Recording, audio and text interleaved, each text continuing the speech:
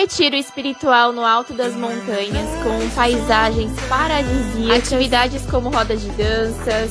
rodas de conversas, meditação, aulas de yoga, com várias atividades que nos trazem presentes e conectadas com a natureza, como as trilhas, roda de música e terapia do som na cachoeira, o que torna tudo ainda mais especial. Enquanto isso, eu estava lá catando as borboletas, eu sou apaixonada por borboletas e lá tinham muito.